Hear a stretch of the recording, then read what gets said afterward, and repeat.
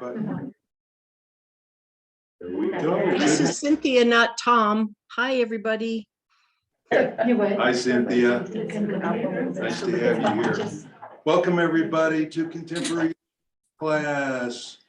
And a beautiful, sunny January morning. Glad to have a good group here. Gosh, we've got, what, 25, 30 folks in class today and 6 or 7 on Zoom. So welcome. Today we're going to talk about which religions are growing or shrinking. And it's kind of, Carol, would you shut the door there if you can? Thank you. And ties into our sermon today. Pastor Mark started off by talking about the rise in the percentage of the no affiliation group with religion and the shrinking of Christian folks who identify as Christians. So works in really good with what we're going to talk about today. Before we do that, let's do our announcements. Go ahead, Tom. First thing I'd like to announce is Linda and I have officially been married in a church now. Yes, you were last Sunday. Last Sunday, and I want to thank everyone that signed the card. That was quite nice of you.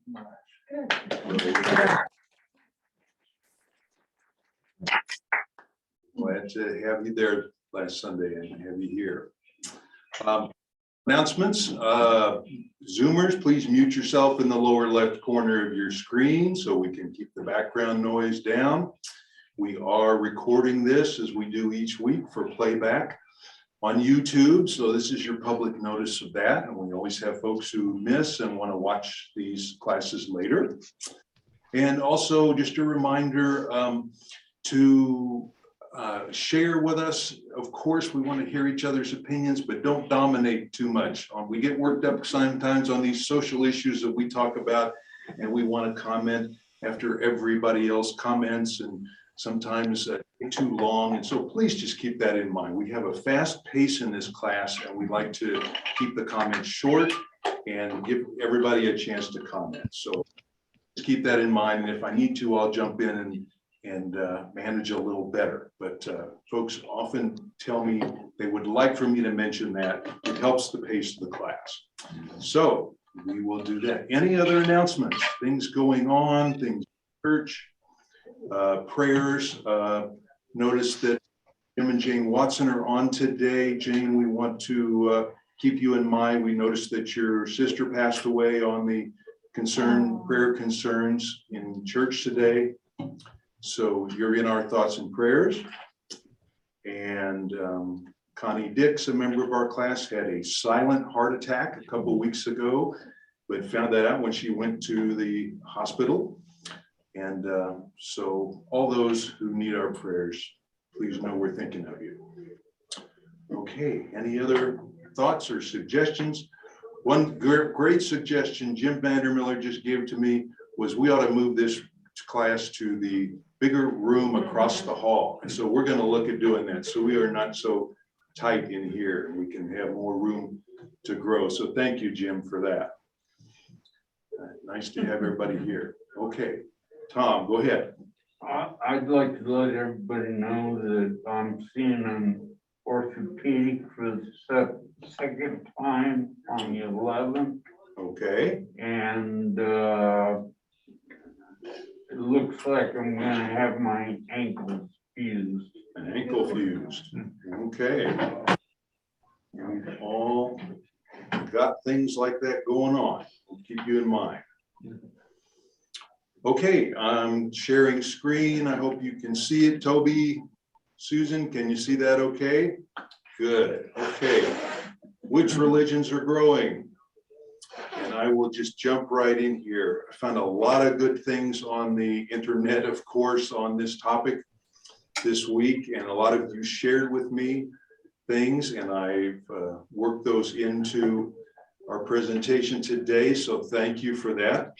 And I'm just going to jump in, and if you have a comment, a short comment as I'm going along, just raise your hand and holler it out, okay? Because we want to hear what you think. First of all, Washington Post story about the nuns, those that Mark said today that he had seen that it was 27%. Washington survey said not 29%. Emma Wenner, religion editor of Publishers Weekly, said there's so many people who have left traditional religious structures but are still interested in being spiritual but not religious. We have seen people want to find their spiritual connection, but they're not interested in religious dogma. Publishers Weekly does a regular column on this now called Those That Have No Religion. This group has swelled from 16% in 2007 to 29% today. Pew Research. Experts on secularism sometimes call this the third wave of secularism. The early free thinkers were first, then the new atheist in modern times. You all have heard Christopher Hitchens, Richard Dawkins. They've written books that are defined by their angry criticism of religion. And in this secular surge, authors say the existence of a now huge group of Americans who share secular values is potentially one of the biggest political forces in the near future. That group's becoming more organized around liberal priorities such as climate change, environmental protection, immigration, and other things. And so folks are now equating that 29% of Americans into the political scene.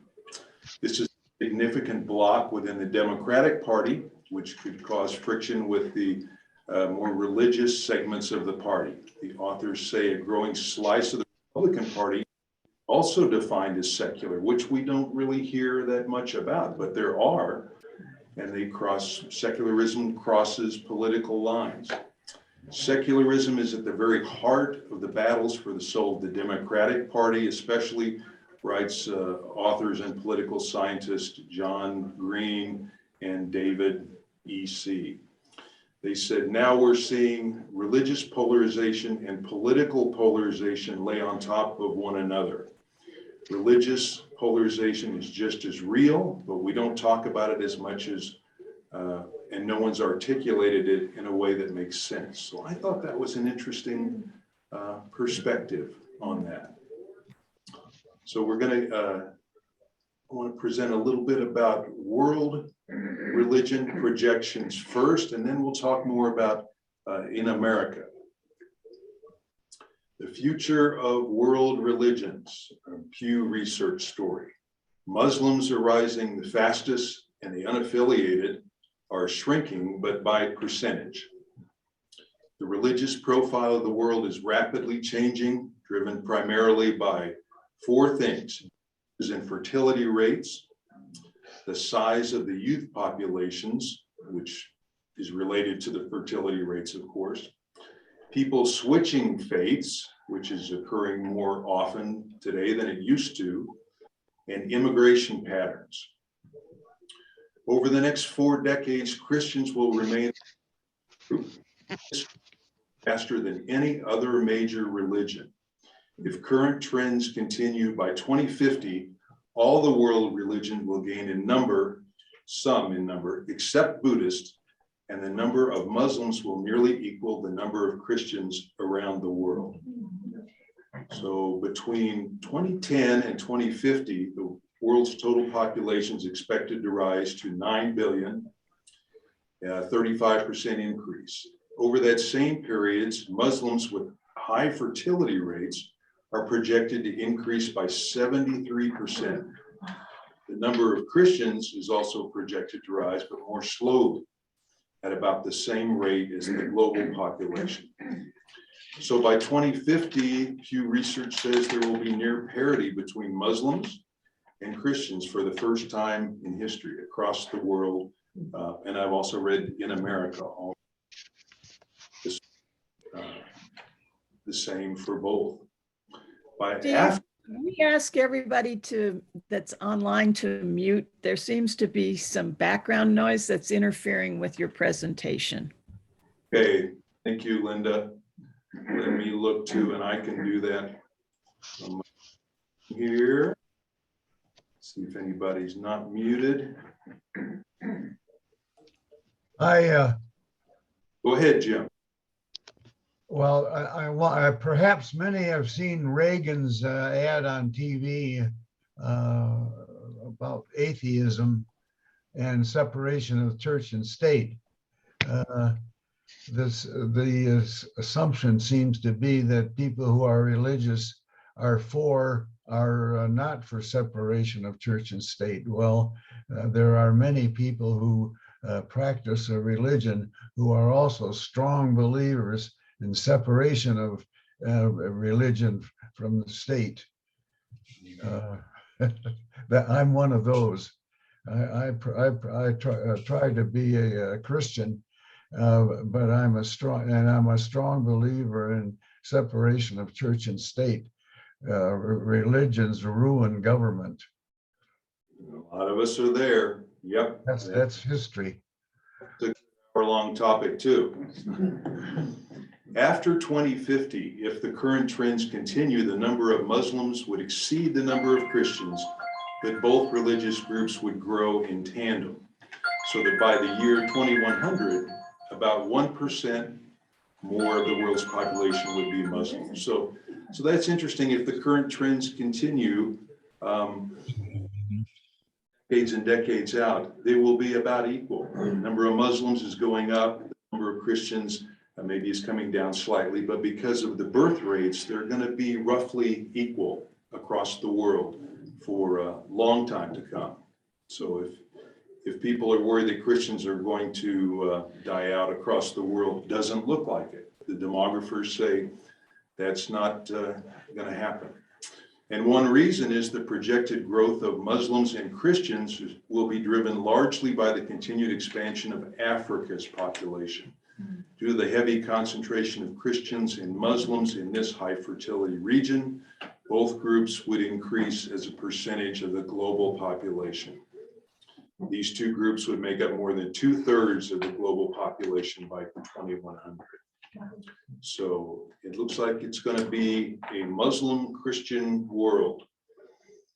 Do Muslims believe in a higher power? Muslims believe in, yes, the one God, like Christians do. They also believe in Jesus Christ. And they also believe in Jesus as a prophet. Mhm. So they have similar background, of course, both of them. Here's just a pie chart from 2010. So it's been 12 years ago, but it gives you a visual look at the red and green Christians and Muslim percentages in the world. And those are going to be growing, and the unaffiliated and other types will be getting smaller in that pie chart. So What's a folk religionist? folk religionists are smaller ones, like, well, there'll be a description here in just a Okay. little bit All on right. here, better than I can explain it now. If Okay. somebody's spiritual, do they live in a higher authority as well?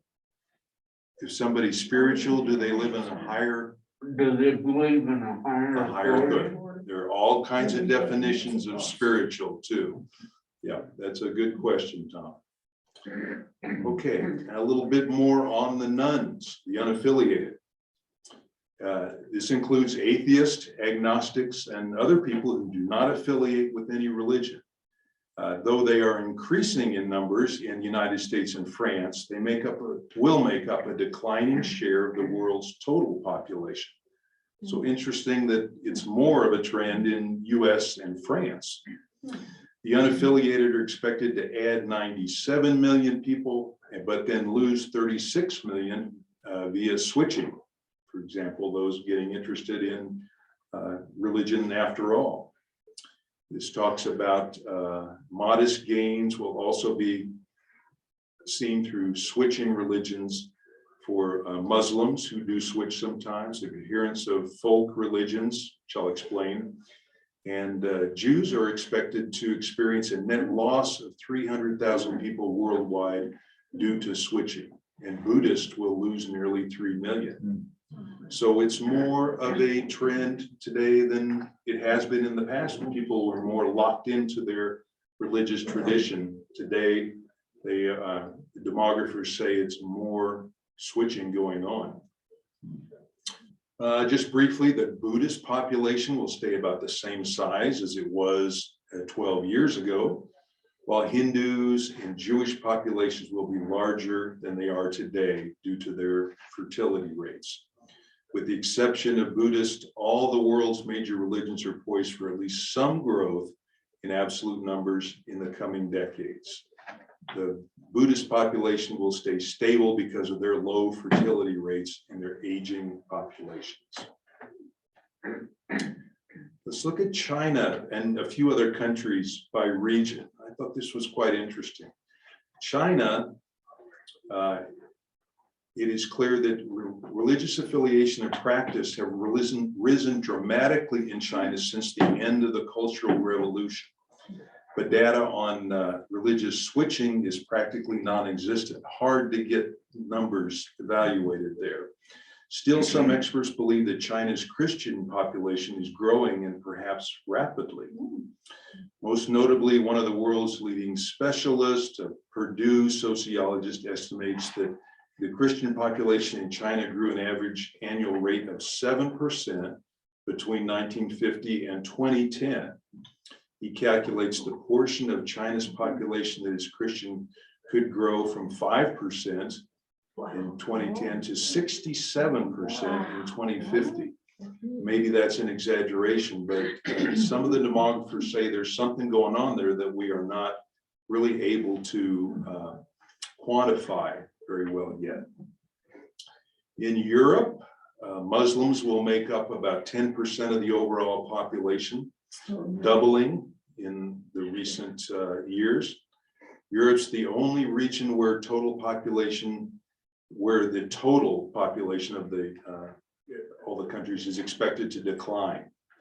Europe's Christian population is expected to shrink by 100 million people in coming decades, dropping from 550 to 454. While Christians remain the largest group in Europe, they are projected to drop from 3/4 of the population to less than 2/3.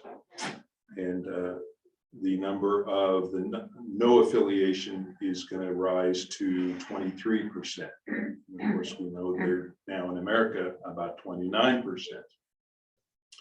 India will retain a Hindu majority, but also will have the largest Muslim population of any country in the world. Of course, India is one of the most populated countries in the world. Okay, now a little more on the US. Christians will decline from more than 3/4 of the population in 2010 to 2/3 in 2050. And we heard Mark say today that it was about 63%. So it's already going down. And Judaism will no longer be the largest non-Christian religion. Muslims and other followers of other religions are the fastest growing religious groups in the US. For example, the share of population that belongs to other religions is expected to double. Christians are expected to decline from 78% to 66%, while the unaffiliated will rise from 16%. This must be outdated, what I pulled here, because we've talked about that already. The point of this that I found was that demographers are calling for, in the next decades in America, a 30-30-30 proportion. 30% no affiliation, 30% Muslim, growing fast in America from 10% up to 30%, and then 30% Christian. So it will, over the decades, it will reduce from current 63% down to even the 30s possibly. And so it's a 30-30-30, no belief, Muslims and Christians possibly. The other 10% being Jews and smaller religions, Hindu. So I thought that was an interesting way to look at it, 30-30-30. Due largely to high fertility, sub-Saharan Africa is expected to experience the fastest overall growth, rising from 12% of the world's population in 2010 to about 20% in 2050. The African region is expected to grow faster than the world as a whole. Ongoing growth in the upper and lower Africa will fuel global increases in the Muslim population, especially. In sub-Saharan Africa, the Christian population is expected to double, and the share of the world's Christians living in sub-Saharan Africa will rise to 38% in 2050. So Africa is continuing to have more people, both Muslims and Christians. In Latin America, the Catholics are in trouble. Latin America and Caribbean Christians will remain the largest group, making up 89% of the population. Latin America's unaffiliated population is expected to grow in absolute numbers and percentage terms, rising to 9%. But the Wall Street Journal had a big article recently that said that Catholic affiliation is really dropping in Latin America. Brazil, which has one of the most Catholic populations of any country, is expected to become minority Catholic as soon as this year. The Vatican is losing the biggest Catholic country in the world. This is an irreversible loss, said Jose Alves, a leading Brazilian demographer. At the current rate, he estimates Catholics will account for fewer than 50% by as early as this July. The reasons for this shift are complex, including political changes that reduced Catholic Church's advantages over other religions, as well as the secularization going on in much of the world. Especially evangelical churches have been especially effective at using social media to keep people engaged and to have them switching from Catholicism to evangelical Protestant churches. Critics inside and outside the Catholic Church point to its failures to satisfy the religious and social demands of the people, especially the poor. Latin Americans often describe the Catholic Church as out of touch with the everyday struggles of the congregation. The Catholic Church has also failed to counter the appeal of Protestant faith there. In other words, Protestant sources say the Catholic Church opted for the poor, and the poor opted to become Pentecostals. The declining influence of Catholicism in Latin America has far-reaching social and political consequences. In Brazil, for example, conversions have boosted socially conservative views, so it's impacting them politically as well as religious. And it helped to propel the right-wing president, currently Bolsonaro, to power in 2018. While Bolsonaro still identifies as Catholic, he got himself baptized by a Pentecostal pastor in the River Jordan in 2016 in the lead up to his presidential campaign. Probably saw that as being politically expedient. Pentecostals and evangelicals are prominently represented in his cabinet and make up a third of Brazil's Congress. And his wife attends an evangelical church. There you go.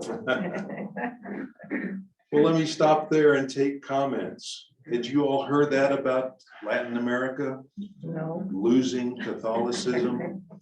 The Washington Post really did a long story on it, and especially with the Pope being is he from Argentina? I think he was. And so a lot of people are criticizing the church for not talking about this more. Hey, Steve, I suspect the decrease of Christianity in Europe might also be primarily attributable to people leaving the Catholic Church, which was the predominant religion in France and Germany and Italy and Spain. So maybe those two things tied together. because of the pedophilia problem too, Well, that and just and being out of everything touch. out Yes. of touch. Yes, absolutely. I want to say that we respect the Catholic Church here. We're not bashing the Catholic Church. We're just looking at trends. Karen. So Bob and I have been watching what we call period films. Mhm. So we just watched a series called The Medici, and it's on Netflix. It's about the Renaissance period, like the 13th, 14th, 15th centuries. It talks a lot about the Catholic Church in there. It also talks about the banking system. It talks about that whole Renaissance period. What we found to be totally amazing was the information about the Catholic Church. So we've really, trying to peel back the onion. How did we get to where we are today? I mean, that was 500 years ago, but I still think that it's just incredibly fascinating just to see through time. Oh, and we also noticed in this series that they pretty much followed history. So it wasn't like some director's take on this slant or that slant.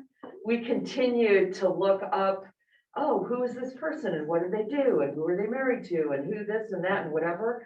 And it really followed the history that we could find. So I would highly recommend it. We really liked it. What's it called again? The Medici, so it's Medici. MEDICI. It's also about the banking system, Okay. the Medici family.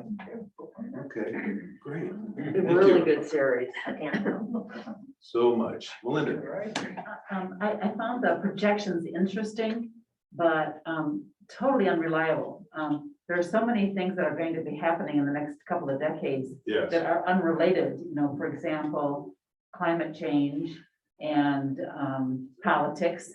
And there are other things that drive numbers. And I just found that it kind of, it acted, the projections looked like they were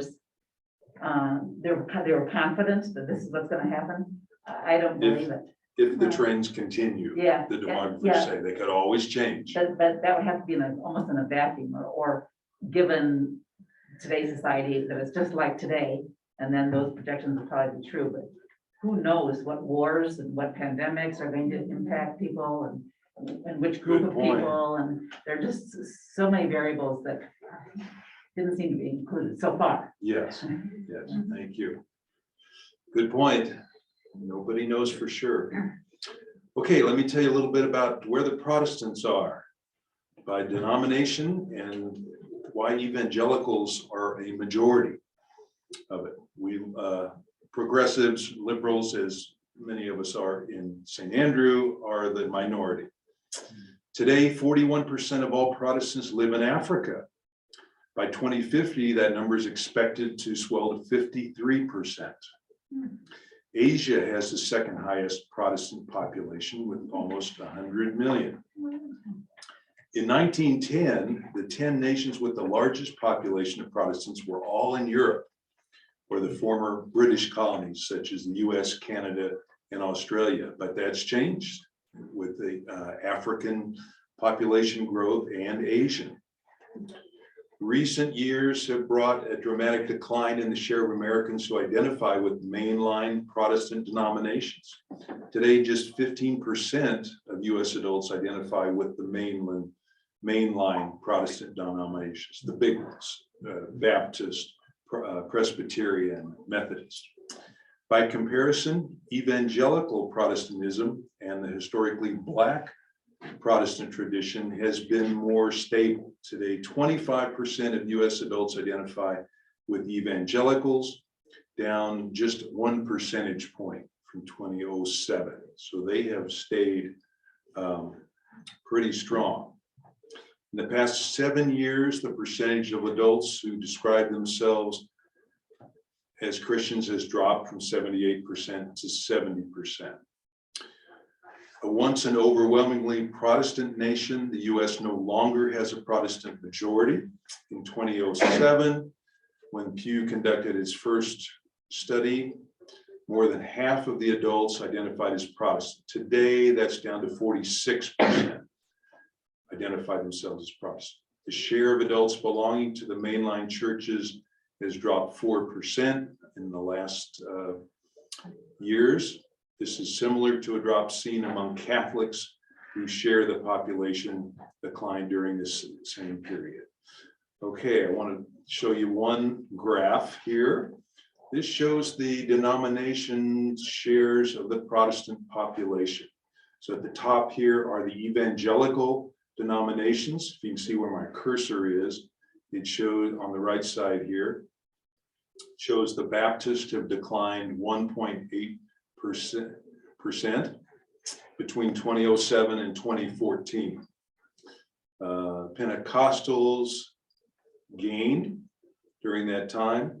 And then here's the smaller named denominations: Restorationists, Holiness, Adventists, Anabaptists. Some of them have gained a little bit. But down here in the losing line are the main denominations. Methodists have lost 1.6%. Lutherans have lost. Presbyterians have lost. Episcopalians, Congregationalists, and others. So they are among the dropping. I couldn't find a more recent chart than 2014 just because I couldn't find it. But it shows you a little bit about how the Baptists have maintained, at least till 2014, and the other mainline denominations have been losing. Steve, Yes, sir. Go right ahead, Gene. may I add to the list, the Church of Jesus Christ of Latter-day Saints, known as LDS, they have 36,136 congregations and a membership of 16,663,000. And they are certainly growing worldwide and certainly also in Latin America. Just wanted to add that to the list. That's just Mormons. Okay. Okay. Well, that's interesting. Okay.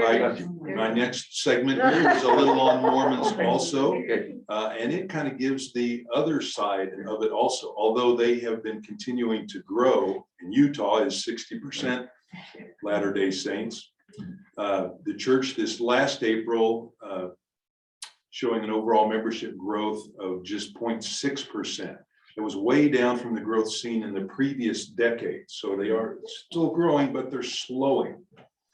Experts debate the reason for the drop-offs in recent years, maybe slower birth rate, or it could be millennials and Generation Z are leaving the faith at higher numbers than their previous generations were. Fewer wives. The debate, fewer wives. Alice said fewer wives. Sorry. That's okay, that's part of it. So their demographer said, we really have no idea what membership changes have occurred at the moment, other than things have slowed dramatically. The data scientists said they keep a close eye on wider church membership. They're unsure if the pandemic will just be a delay and the numbers will rebound, or if it will lead to a real slowing in the growth of numbers. Isn't the South more Baptist? Yes, oh sure. The South is much more Baptist, right? Oh, yeah. Jehovah's Witnesses are also declining.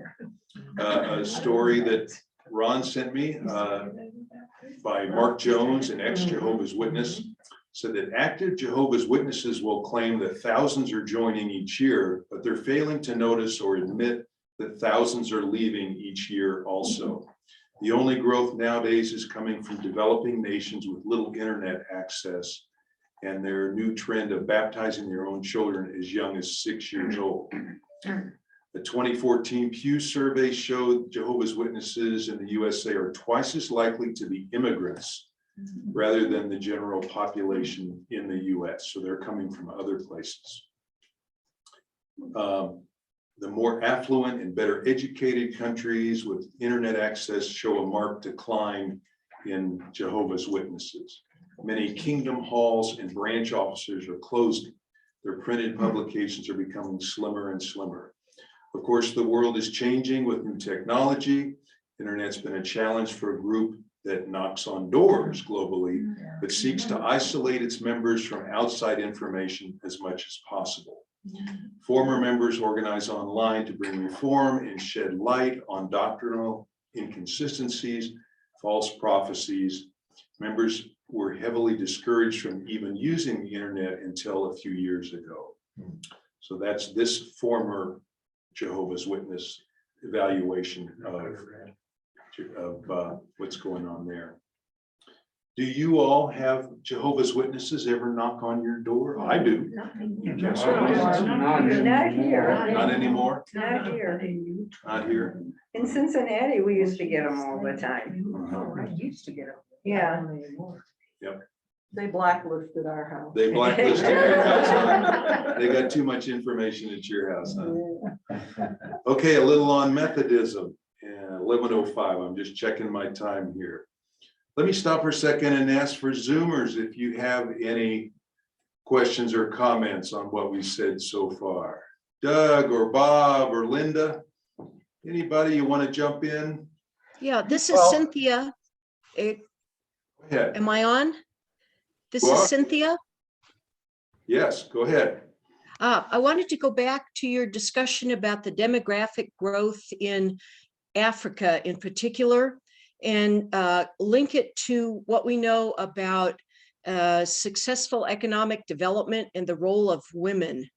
If a lot of that growth is among women who do not have access to healthcare and education, that has serious implications for the economies of those countries. So I think that it's very clear that women with education lower their birth rate and can make more of an economic contribution. That's very clear evidence. When we look at the distribution of population growth then and its intersection with the culture that is so often contributed with Islam. Islam has many, many different countries' cultures that are represented there. I think the implications for the economic growth, the status of women and children can be really quite profound and negative if you're looking at increasing the economic well-being of that population. And I'll mute myself now. Thank you, Cynthia. Good point. All this religious affiliation is tied in with political and economic and everything. Yes, Tom. I've read a lot of books about mountain climbing and climbing the 8,000 meter peaks. Okay. And really the travel ends up going through Kathmandu. Okay. And it seems like just about everybody there is Baptist in Kathmandu. Okay. Interesting. I think it's bad. I think it's The bad. world is changing. That's Well, right. there's somebody else. Okay. A couple of things. One of my sister's children, daughter, married a Jehovah's Witness, and so I have some contact with the Jehovah's Witness activity. They're not even supposed to associate with us, but they do. They're very restrictive. Another thing, isn't the Methodist Church steered by the African Methodism currently? Yes, and we're just going to, Jim, thank you for the segue. Yeah, the Methodist Church in Africa is big, and so much so that it has directed the current debate on the LGBTQ same-sex marriage issue. And that's part of what, because they are so conservative, that's part of what has caused this split that is coming this September at the General Conference, when it's expected that we will vote to split between the conservatives and the liberals. Tom, let me go on. So hold that for a little while. Okay. Okay. Let me tell you a little about Methodism. 1776, Methodists made up 2.5% of religious adherents in the American colonies. By 1850, that was 34%. So in only 70 years, It was really booming in the United States. But the Methodist Church has been losing, as we know, adherents in recent years. Methodist Church had 10 million people in 1964, then it lost in 1966, a trend that's never reversed and in fact is accelerated after 1968. Today, the Methodist Church stands at 7.3 million, an over 1/3 decline from what it was at its peak. It had been America's largest Protestant denomination until it was surpassed by the Baptists in 1967, whose membership is now more than double the United Methodist. Why did Methodism start to decline 50 years ago? Well, here's what one conservative pastor said his theory is, so I'll just throw this out. He said Methodism's official seminaries were all captured by liberalism in the 1920s. Most clergy weren't seminary trained until the mid-century. By the 1960s, nearly all of them would have been trained in modern theological thought, denying and minimizing the supernatural and the personal salvation in favor of a social gospel. In 1967, a survey found 60% of Methodist clergy disbelieving the virgin birth and 50% disbelieving the resurrection. This is this conservative pastor. This is his right. The impact of this was predictable. Absent the imperative for soul saving and confidence in the Christian doctrine, gaining new adherents became more of a sociological exercise, which didn't inspire great zeal. So he thinks it's because Methodists rejected the conservative approach and beliefs. And maybe there's some truth to that, but that's what certainly a lot of conservatives look at Methodist Church and think today. A little more, well, let me stop there and see what you think about that comment. Anybody agree with it to some point or think it's not correct? Doug? Well, I know before the pandemic that this church was growing. And I know the pandemic's been a little bit hard to determine that, but we still are continuing to grow for this particular church, aren't we? In Yes, contrast to what Methodism in general is like. yes, we are. St. Andrew. Do we have any numbers Slowly. or any idea on that? Again, it might be fused by the pandemic as what it could be. Number, We have had those numbers before, but I don't remember them right now, Okay. but we are slowly growing. Yes. Okay. A story from the Barna Group, which does demographic research. When baby boomers were born, the Protestant landscape was dominated by the 6 mainline denominations: Baptist, Episcopal, Lutheran, Presbyterian, United Church of Christ, and the Methodist Church. The growth among evangelicals and Pentecostal churches since the 1950s has diminished mainline churches to just 1/5 of all Protestant congregations today. The numerical decline is also related to the difficulty that mainline churches have experienced in attracting young adults. Those 25 and younger are 6% of the national population, but they're just 2% of all adults attending mainline churches. Another hurdle for mainline churches has been attracting minorities, of course. These churches struggle in reaching Hispanics and Asians. While Hispanics make up 16% of the US population, they're only 6% of the mainline population. The tenuous ties that millions of adults have with their church is exemplified by their willingness to consider other spiritual options. We know these as the spiritual but not religious people. Just half describe themselves today as absolutely committed to Christianity. Those that are in the mainline churches, just half in this Barna group said that. Almost 3/4 said they're more likely to develop their own religious beliefs than to adopt those by their church.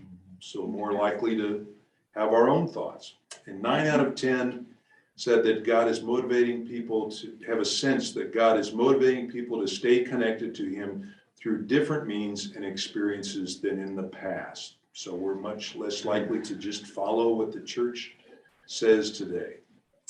But George Barna, the researcher who analyzed this data, commented that the mainline Protestant churches seem to have weathered the past decade better than we would have assumed, but the future has great challenges. He identified the quality of leadership, especially vision, creativity, strategic thinking as being the most critical element in determining the future health and growth of the mainline congregations. He also said that the approach that many are taking today toward social issues such as the environment, poverty, those position those churches well for attracting younger Americans, which is what we have said all along too, that we think the Methodist Church with our social stance is positioned well for the future. I emailed our 3 pastors and asked them if they would give me a comment to share with you on the future of the Methodist Church. And one of them replied back to me. Reverend Lauren Boyd said that as far as where Methodism is headed, I think it will be like the splits in the past. Other denominations have gone through an acrimonious separation. As a result, there will be 2 smaller Methodist denominations. Then there will be a revival in both camps with discovery and growth. In her opinion, both sides will be revitalized after we've separated. The more conservative side won't change its look much. The demographics and the geography will be in the South, mainly of the US and in Africa. The more progressive liberal side will embrace people who have left the church, and I hope and pray will be younger and more vibrant as it grows, Lauren said. So thank you to Lauren for that. And with that, I'm going to stop share. That was what I had. What do you think about that? Worldwide, or at least in the West in the United States, we're definitely seeing the younger generations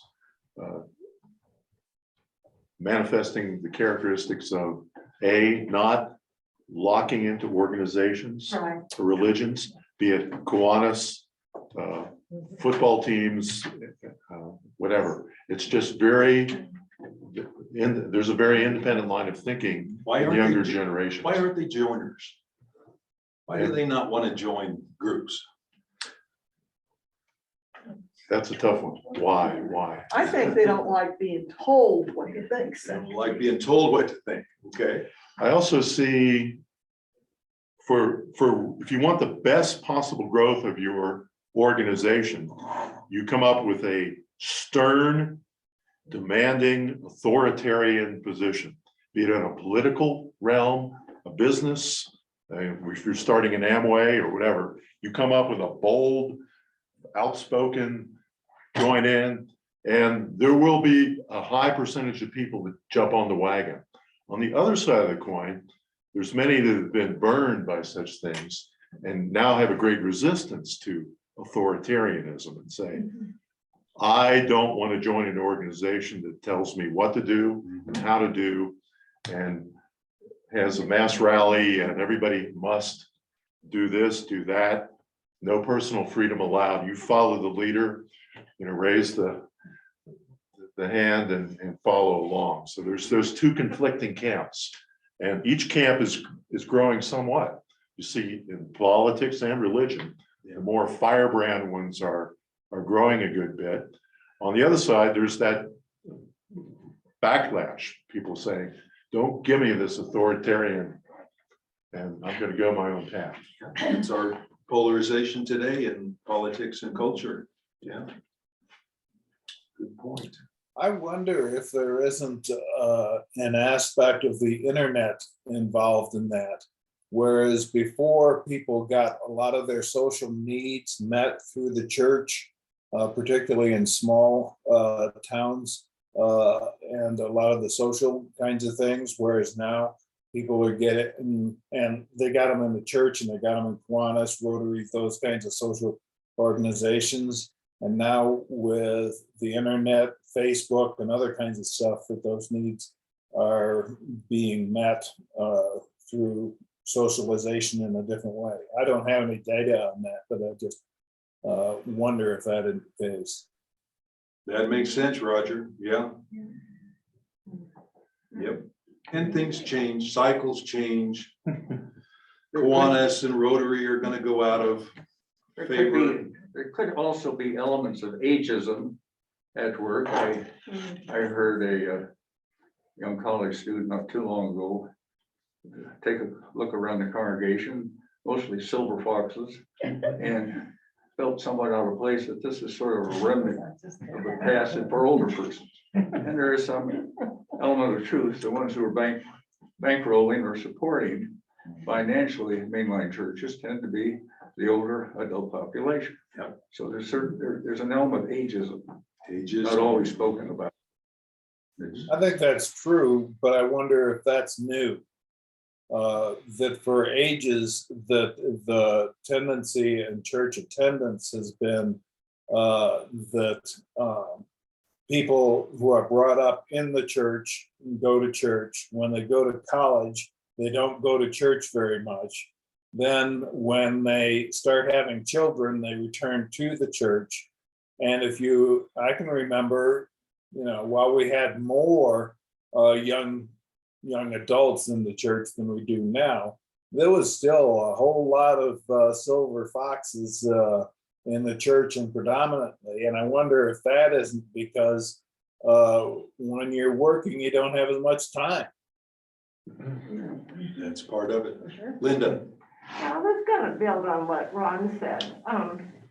I'm wondering if the decline in people leaving their jobs might have something to do with authoritarian bosses.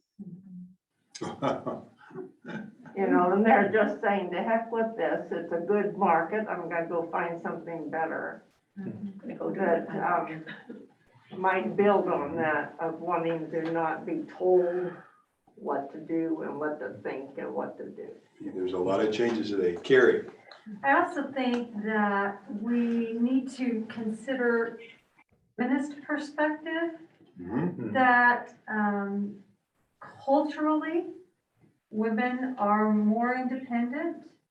Women are leading households. Women are no longer available to take care of the Sunday school classes and the youth groups and prepare the sacristy every Sunday. Women have their own jobs, their own things that they are needing to attend their time to. And I think organizations and churches as a whole, I think some denominations do better than others, have ignored the changes in that perspective, and maybe not have allowed for the feminine voice. So many elements go into these trends, so many factors, and like Melinda said, it could all change from what people are predicting. But again, conversely, as Ron was pointed out, the religious groups that seem to be growing and thriving are the ones that put demands on the participant and expectations, whether it be Bible reading or congregational involvement. Not to overdo the LDS piece, but 53,000 missionaries go out each year. The expectation is that both men and women now, speaking to Carrie's issue, both men and women are to do 2 years throughout the world. And that equates to $12,000 for male participants for 2 years in their youth. And for women, it's $10,000. So that money has to be forthcoming either from the congregation or from individuals. What I'm getting at is for those groups, the variety of religious entities put demands. So people who are looking for that and the support of the congregations, and these tend to be young people being sent forth by the elders of the church who tend to be older, that appeals to numbers of people who are looking for that kind of discipline and commitment. One could say we're being too laissez-faire in mainline churches because we don't have enough expectations. And therefore, well, why go to church? I can get it in nature, or yes, I can get it on my iPhone. Good point. We've got just a few minutes left. I want to get to the Zoomers with their hands up. Bob and Janet first, and then Judy, please. Judy had her hand up first. Let her go first. Thank you. Judy, go ahead. Hi, this is Judy from Denver, and if you look around the room and look on Zoom, you can see that most of us are seniors. I believe that the future of Christianity and St. Andrew, with the Methodist Church, is with the next generations. And I send a link to the YouTube service to my two sons, one who's gay in Denver and the other one who is Buddhist in Los Angeles.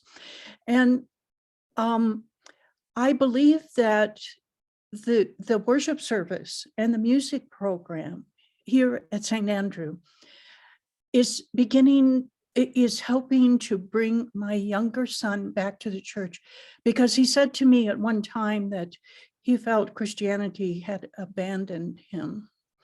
And so I very